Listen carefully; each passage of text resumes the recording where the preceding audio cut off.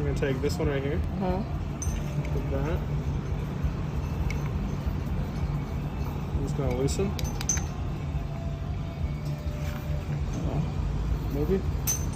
Yeah, it was really on tight, so that's why I was like, I couldn't even get that started. Because I looked at my old one and then but it just. Yeah. Okay.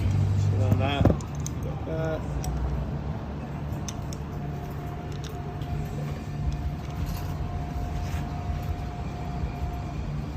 And I'm just loosening this up to give it more clearance. Okay. Now twist. But since this is the front, you're gonna want it angled back like that. Okay. Twist it like that. Yep.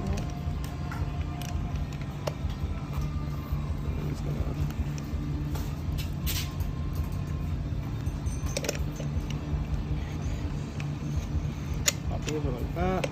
Yeah, that's what I was having trouble with. And then Just tighten it up, right? Yep. That's pretty much it.